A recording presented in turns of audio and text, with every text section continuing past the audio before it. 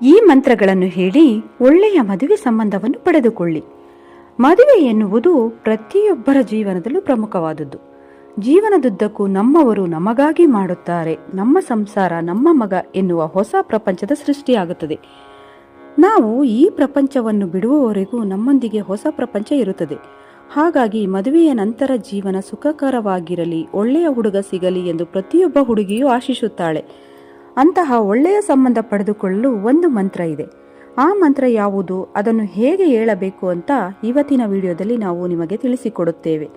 ಅದಕ್ಕಿಂತ ಮೊದಲು ನಮ್ಮ ಜೀವನದ ಯಾವುದೇ ಸಮಸ್ಯೆಗಳಿದ್ದರೂ ಶಾಶ್ವತ ಪರಿಹಾರಕ್ಕಾಗಿ ಪಂಡಿತ್ ಪವನ್ ಶರ್ಮಾ ಗುರುಗಳಿಗೆ ಒಂದು ಕರೆ ಮಾಡಿ. ನಮ್ಮ ಜೀವನ ಸಂಗಾತಿ ಸಿಗುವುದು ನಮ್ಮ ಅದೃಷ್ಟದ ಮೇಲೆ ಹಾಗೂ ಜಾತಕದ ಆಧಾರದ ಮೇಲೆ, ಹಿಂದಿನ ಜನ್ಮದಲ್ಲಿ ಮಾಡಿರುವ ಪಾಪ ಪುಣ್ಯಗಳ ಆಧಾರದ ಮೇಲೆ ಎಂದು ಜ್ಯೋತಿಷ್ಯ ಶಾಸ್ತ್ರ ಹೇಳುತ್ತದೆ. ನಮ್ಮ ಪಾಪ ಪುಣ್ಯಗಳ ಆಧಾರದ ಮೇಲೆ ಹಾಗೂ ಜಾತಕದಲ್ಲಿರುವ ದೋಷಗಳ ಆಧಾರದಿಂದ ಮದುವೆ ತಡವಾಗುವುದು ಅಥವಾ ಬಹುಬೇಗ ಗಂಡನನ್ನು ಕಳೆದುಕೊಳ್ಳುವುದು, ಹೀಗೆ ಅನೇಕ ಸಮಸ್ಯೆಗಳು ಉಂಟಾಗುತ್ತವೆ.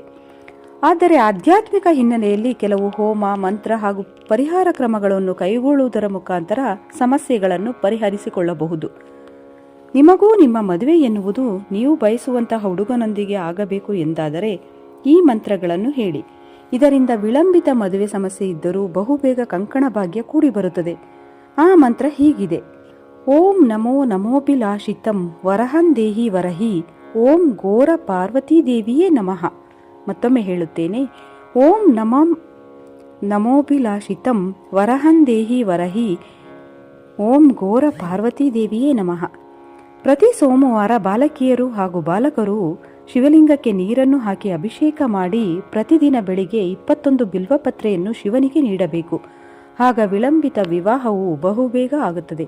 ಇನ್ನು ದಾಂಪತ್ಯದ ಸಮಸ್ಯೆಗಳು, ಮದುವೆಯಲ್ಲಿ ಅಡೆತಡೆಗಳು, ಜಾತಕ ಪರಿಶೀಲನೆಗಳು ಏನೇ ಇದ್ದರೂ ಶಾಶ್ವತ ಪರಿಹಾರಕ್ಕಾಗಿ ಪಂಡಿತ್ ಪವನ್ ಶರ್ಮಾ ಗುರುಗಳಿಗೆ ಒಂದು ಕರೆ ಮಾಡಿ. ನಮ್ಮ ಇವತ್ತಿನ ವಿಡಿಯೋ ಇಷ್ಟವಾಗಿದ್ದಲ್ಲಿ ಒಂದು ಲೈಕ್ ಮಾಡಿ, ಶೇರ್ ಮಾಡಿ, ನಮ್ಮ ಅದೃಷ್ಟಧಾರೆ ಪೇಜನ್ನು ಫಾಲೋ ಮಾಡಿ.